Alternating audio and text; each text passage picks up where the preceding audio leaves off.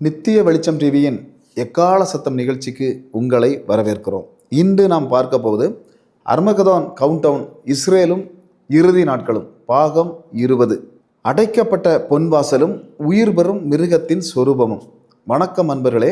Armageddon countdown, இஸ்ரேலும் இறுதி நாட்களும் என்ற நமது சிலிர்ப்பான சரித்திர பயணத்திற்கு மீண்டும் உங்களை வரவேற்கிறேன். இன்று நாம் 2 மாபெரும் உலகங்களை ஒன்றாக இணைத்து பார்க்க போகிறோம். ஒன்று, எருசலேமின் பூமிக்கு அடியில் பல ஆயிரம் வருடங்களாக புதைந்து கிடக்கும் அசைக்க முடியாத தொல்பொருள் ரகசியங்கள். மற்றொன்று, இன்று 2026 நம் கண் முன்னே உலகத்தை ஆட்டி படைத்து கொண்டிருக்கும் அதிநவீன செயற்கை நுண்ணறிவு தொழில்நுட்பம், அதாவது ஆர்டிஃபிஷியல் இன்டெலிஜென்ஸ். இந்த இரண்டுக்கும் என்ன சம்பந்தம்? பைபிளின் வெளிப்படுத்தின விசேஷம் 13வது அதிகாரத்தில் அந்தி கிறிஸ்துவின் காலத்தில் மிருகத்தின் சொரூபம் பேசும் என்று ஒரு அதிர்ச்சியான தீர்க்க தரிசனம் இருக்கிறது. உயிரற்ற ஒரு சிலை எப்படி பேசும் என்று உலகம் 2000 வருடங்களாக குழம்பி போயிருந்தது. ஆனால் இன்று உங்கள் கைகளில் இருக்கும் ஸ்மார்ட் போனும் லேபராட்டரிகளில் உருவாகும் AI தொழில்நுட்பமும் இந்த பயங்கரமான தீர்க்க தரிசனத்திற்கு எப்படி உயிர் கொடுக்க போகிறது? அதே நேரத்தில் இன்று இஸ்ரேலின் எல்லையில் எருசலேமை பிடிப்பதற்காக ரஷ்யா, ஈரான், துருக்கி ஆகிய நாடுகள் ஏன் துடிதுடித்து கொண்டிருக்கின்றன? இயேசு எருசலேமுக்கு வருவதை தடுப்பதற்காக எருசலேமின் மாபெரும் பொன் வாசல் எப்படி பிரம்மாண்டமான கற்களை கொண்டு அடைக்கப்பட்டது? இந்த வீடியோ உங்கள் ஆவிக்குரிய கண்களை அகல திறக்கப் போகிறது. முதலில் எருசலேமில் உள்ள அந்த மாபெரும் மர்ம வாசலுக்குள் செல்லுவோம். எருசலேம் பழைய நகரத்திற்கு பல வாசல்கள் உண்டு. சிங்க வாசல், யாஃபா வாசல், குப்பை வாசல் என்று பல வாசல்கள் இன்று திறந்திருக்கின்றன. மக்கள் வந்து செல்லுகிறார்கள். ஆனால் எருசலேம் தேவாலய மலைக்கு டெம்பிள் மவுண்ட், அதாவது நேராக கிழக்காக அமைந்துள்ள ஒரே ஒரு மாபெரும் வாசல் தான் கிழக்கு வாசல், தி எஸ்ட்ரீம் கேட் அல்லது பொன் வாசல், தி கோல்டன் கேட். இந்த வாசல் மட்டும் கடந்த 500 வருடங்களாக பிரம்மாண்டமான பாறை கற்களால் முழுவதும் அடைக்கப்பட்டு சீல் செய்யப்பட்டுள்ளது. ஏன், எதற்காக இந்த வாசல் அடைக்கப்பட வேண்டும்? இதற்கு பின்னால் இருக்கும் சரித்திர ஆச்சரியம் என்ன தெரியுமா? கிறிஸ்துவுக்கு பின் 1541வது ஆண்டு எருசலேமை ஆண்ட இஸ்லாமிய சக்கரவர்த்தியான சுலைமான் தி மேக்னிபிசென்ட் என்பவனுக்கு ஒரு செய்தி எட்டுகிறது. யூதர்களின் ரபிக்கள் அவனிடம் சென்று, எங்கள் மெசியா வரும்போது அவர் இந்த கிழக்கு வாசல் வழியாகத்தான் எருசலேம் தேவாலயத்துக்கு நுழைவார் என்று சொல்லுகிறார்கள். இதை கேட்ட சுலைமான் மன்னனுக்கு பயம் வந்துவிட்டது. அந்த மேசியா வராமல் தடுக்க நான் ஒரு காரியம் செய்ய போகிறேன் என்று சொல்லி அந்த மாபெரும் கிழக்கு வாசலை முழுவதுமாக கற்களை வைத்து கட்டி அடைத்து விட்டான். அது மட்டுமல்ல, எந்த ஒரு யூத ஆசாரியனும் அந்த அடைக்கப்பட்ட வாசலை நெருங்க முடியாதபடி அந்த வாசலுக்கு நேர் எதிரே ஒரு மாபெரும் இஸ்லாமிய கல்லறையை உருவாக்கினான். ஏனென்றால் யூத ஆசாரியர்கள் பிணங்கள் இருக்கும் இடத்திற்கு சென்றால் தீட்டாகி விடுவார்கள் என்பது யூதர்களின் சட்டம். ஆனால் அன்பானவர்களே, இந்த இஸ்லாமிய மன்னனுக்கு ஒரு விஷயம் தெரியாது. அவன் இயேசு உள்ளே வருவதை தடுப்பதற்காக அந்த வாசலை அடைக்கவில்லை. அவன் செய்த அந்த செயலின் மூலமாக பைபிளின் ஒரு மாபெரும் தீர்க்க தரிசனத்தையே அவன் நிறைவேற்றி விட்டான் என்பதுதான் இங்கிருக்கும் பிரம்மாண்டமான முரண்நகை. உங்கள் பைபிளில் எசேக்கியேல் 44வது அதிகாரம் 1-2வது வசனத்தை வாசித்து பாருங்கள். எசேக்கியேல் 2500 வருடங்களுக்கு முன்பு எழுதிவிட்டார். அவர், அதாவது ஒரு தேவதூதன், என்னை பரிசுத்த ஸ்தலத்திற்கு புறம்பான கிழக்கு வாசலுக்கு திரும்ப பண்ணினார். அது பூட்டப்பட்டிருந்தது. அப்பொழுது கர்த்தர் என்னை நோக்கி, இந்த வாசல் திறக்கப்படாமல் பூட்டப்பட்டிருக்கும், இதன் வழியாய் ஒருவரும் பிரவேசிப்பதும் இல்லை. இஸ்ரேலின் தேவனாகிய கர்த்தர் இதன் வழியாய் பிரவேசித்தார், ஆகையால் இது பூட்டப்பட்டிருக்க வேண்டும். கொஞ்சம் சிலிர்த்து போய் சிந்தித்து பாருங்கள். இயேசு கிறிஸ்து குருத்தோலை ஞாயிறன்று கழுதையின் மேல் ஏறி எருசலேமுக்குள் எந்த வாசல் வழியாக பிரவேசித்தார்? இதே கிழக்கு வாசல் வழியாகத்தான் அவர் பிரவேசித்து சென்றது. பிறகு அந்த வாசல் அடைக்கப்பட வேண்டும் என்று 2500 வருடங்களுக்கு முன்பு தேவன் சொன்ன வார்த்தையை 500 வருடங்களுக்கு முன்பு ஒரு இஸ்லாமிய மன்னன் தன் கைகளாலேயே அச்சு பிசகாமல் நிறைவேற்றி இருக்கிறான். இன்று வரை வாசல் பூட்டப்பட்டே இருக்கிறது. யாராலும் அதை திறக்க முடியவில்லை. எப்போது திறக்கப்படும் தெரியுமா? இயேசு கிறிஸ்து மீண்டும் இரண்டாவது முறையாக செகண்ட் கம்மிங் ஒலிவ மலையில் கால் வைக்கும்போது இந்த பூட்டப்பட்ட வாசல் வெடித்து சிதறி திறக்கப்படும். மாபெரும் ராஜாதிராஜா அந்த வாசல் வழியே தேவாலயத்திற்குள் சிம்மாசனம் ஏறுவார். இந்த கிழக்கு வாசல் ஒருபுறம் இருக்க, 1981 எருசலேமின் பூமிக்கு அடியில் நடந்த ஒரு மாபெரும் இரகசிய தேடல் இன்று உலக சரித்திரத்தையே புரட்டி போட்டிருக்கிறது. மேலே முஸ்லிம்களின் மசூதி இருக்கிறது. ஆனால் பூமிக்கு கீழே பழைய எருசலேம் தேவாலயத்தின் அஸ்திவார சுவரான மேற்கு சுவரின், அதாவது வெஸ்டர்ன் வால் அடியில் ஒரு மாபெரும் இரகசிய சுரங்க பாதை இருக்கிறது.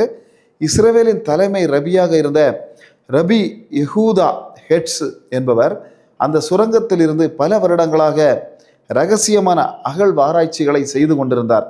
அவருடைய நோக்கம் என்ன தெரியுமா? பாபிலோனியர்களின் இடிபாடுகளுக்கு முன்பாக எரேமியா தீர்க்கதரிசியால் எருசலேமின் பூமிக்கு அடியில் மறைத்து வைக்கப்பட்ட அந்த மாபெரும் உடன்படிக்கை பட்டியை கண்டுபிடிப்பதுதான். அவர் மேற்கு சுவருக்கு அடியிலே தோண்டிக்கொண்டே சென்றபோது வாரன்ஸ் கேட் என்று அழைக்கப்படும் ஒரு பிரமாண்டமான பழங்கால வாசலை கண்டுபிடித்தார். அந்த வாசல் எங்கே திறக்கிறது தெரியுமா? சரியாக பூமிக்கு மேலே இருக்கும் அந்த மகா பரிசுத்த ஸ்தலத்திற்கு நேர் கீழே உள்ள ஒரு ஆழமான இருண்ட குகைக்கு செல்லுகிறது. ரபி கேட்ஸ் அந்த வாசலை திறந்து உடன்படிக்கை பெட்டியை கண்டுபிடிக்க போகும் அந்த இறுதி வினாடி அவருடைய கைகள் நடுங்கின. சரித்திரத்தின் மாபெரும் பொக்கிஷத்தை இஸ்ரேல் எடுக்கப் போகிறது என்று ஒட்டுமொத்த இரகசிய குழுவும் கண்ணீர் விட்டு அழுதது. ஆனால் என்ன நடந்தது தெரியுமா? அந்த இரகசிய அகழ்வாராய்ச்சி எப்படியோ மேலே மசூதியில் இருந்த இஸ்லாமிய அமைப்பான வாக் அமைப்பிற்கு தெரிந்துவிட்டது. அடுத்த சில நிமிடங்களில் நூற்றுக்கணக்கான அரேபியர்கள் கோடாரிகளோடும் ஆயுதங்களோடும் அந்த பூமிக்கு அடியில் உள்ள குகைக்குள் இறங்கி வந்தார்கள். இஸ்ரேலிய அகழ்வாராய்ச்சியாளர்களும் அரேபியர்களும் அந்த இருண்ட குகைக்குள் மாபெரும் கைகலப்பு ஏற்பட்டது. இஸ்ரேல் அரசாங்கம் உடனடியாக தலையிட்டு உலக போர் வெடித்துவிடும், தேடலை நிறுத்துங்கள் என்று ரபி கேட்ஸை தடுத்து நிறுத்தியது. அன்று இரவு அந்த வாரன்ஸ் கேட் என்ற மாபெரும் வாசல் இஸ்லாமிய அமைப்பால் பல டன் காங்கிரீட் கலவையை ஊற்றி நிரந்தரமாக அடைக்கப்பட்டது. உடன்படிக்கை பற்றி இந்த வாசலுக்கு பின்னால் தான் இன்று வரை பாதுகாப்பாக உறங்கிக் கொண்டிருக்கிறது என்று தொல்பொருள் ஆய்வாளர்கள் உறுதியாக நம்புகிறார்கள். தேவன் அனுமதிக்கும் நேரம் வரை அந்த பெட்டியை ஒரு மனிதனாலும் வெளியே எடுக்க முடியாது. மூன்றாம் தேவாலயம் கட்டப்படும் அந்த வினாடியில் அந்த காங்கிரீட் சுவர்கள் உடைக்கப்பட்டு பெட்டி வெளியே வரும். அர்மகதான் யுத்தத்தின் கவுண்டவுன் அங்கே துரிதமாகும். இப்போது பூமிக்கு அடியிலிருந்து பூமிக்கு மேலே வருவோம். இன்றைய உலக அரசியலை பாருங்கள். கடந்த சில மாதங்களாக மத்திய கிழக்கில் நடக்கப் போகும் சம்பவங்களை நீங்கள் நியூஸில் பார்த்திருப்பீர்கள். இஸ்ரேல் மீது ஈரான் நேரடியாக பல நூறு ஏவுகணைகளை வீசுகிறது. இதற்கு பின்னால் ஈரானுக்கு துணையாக ஐக்கிய நாடுகள் சபையில் இஸ்ரேலை வன்மையாக கண்டித்து நிற்பது யார்? உலகத்தின் மாபெரும் அணு ஆயுத வல்லரசான ரஷ்யா மற்றும் துருக்கி. எசேக்கியேல் 38வது அதிகாரத்தில் சொல்லப்பட்ட கோகு மாகோகு யுத்தத்தின் கூட்டணி இன்று 2026 நம் கண்முன்னே 100% அச்சு பிசகாமல் இணைந்துவிட்டது. இஸ்ரேலை அழிக்க வடக்கிலிருந்து ரஷ்யா என்கிற மாகோகு, பெர்சியா என்கிற ஈரான், தோகர்மா என்கிற துருக்கி ஆகிய நாடுகள் ஒரே அணியில் திரளும் என்று 2500 வருடங்களுக்கு முன்பு தேவன் சொன்னார். அன்று உலக பனிப்போரின் போது துருக்கி என்பது அமெரிக்காவின் நண்பனாக இருந்தது. ரஷ்யாவும் ஈரானும் எதிரிகளாக இருந்தன. ஆனால் இன்று சிரியா போருக்கு பிறகு இந்த 3 தேசங்களும் இஸ்ரேலின் வடக்கு எல்லையில் தங்களின் பீரங்கிகளோடு ஏவுகணைகளோடு ஒன்று சேர்ந்து நிற்கின்றன. இஸ்ரேல் என்ற ஒரு சிறிய தேசத்தை அழிக்க உலகத்தின் மாபெரும் இராணுவங்கள் ஏன் இப்படி துடிக்க வேண்டும்? ஏனென்றால் இது மனிதர்களின் யுத்தம் அல்ல, இது சாத்தான் தேவனுடைய தேசத்தை அழிக்க நடத்தும் இறுதி யுத்தம். ஆனால் இந்த யுத்தங்கள் ஒருபுறம் நடந்து கொண்டிருக்க, அந்தி கிறிஸ்து உலகத்தை ஆள்வதற்கு பயன்படுத்த போகும் அந்த மாபெரும் அதிநவீன தொழில்நுட்பம் இன்று நம் வீடுகளுக்குள்ளேயே நுழைந்து விட்டது. உங்கள் பைபிளில் வெளிப்படுத்தின விசேஷம் 13வது அதிகாரம் 15வது வசனத்தை படித்து பாருங்கள். உங்கள் நெஞ்சம் ஒரு வினாடி நின்று துடிக்கும். அந்தி கிறிஸ்துவுக்கு துணையாக வரும் கள்ள தீர்க்கதரிசி என்ன செய்வான் என்று யோவான் எழுதுகிறார். மேலும் அம்மிருகத்தின் சொரூபம் பேசத்தக்கதாயும், மிருகத்தின் சொரூபத்தை வணங்காத யாவரையும் கொலை செய்யத்தக்கதாயும், மிருகத்தின் சொரூபத்திற்கு ஆவியை கொடுக்கும்படி அதற்கு சத்துவம் கொடுக்கப்பட்டது. 2000 வருடங்களுக்கு முன்பு மரத்தாலோ கல்லாலோ செய்யப்பட்ட ஒரு சிலை எப்படி பேசும், அதற்கு எப்படி மூச்சு வரும், அதற்கு கொலை செய்யும் அளவுக்கு எப்படி அறிவு இருக்கும் என்று உலகமே பைபிளை பார்த்து சிரித்தது. ஆனால் இன்று 2026 உலகத்தை ஆட்டிப்படைத்து கொண்டிருக்கும் ஆர்டிஃபிஷியல் இன்டெலிஜென்ட் மற்றும் ஹியூமனாய்டு ரோபோட்ஸ் பற்றி சிந்தியுங்கள். இன்று நாம் கணினியில் ஒரு வரியை தட்டினால் அது மனிதனைப் போலவே சிந்தித்து பேசி வீடியோவாகவே உருமாறி வருகிறது.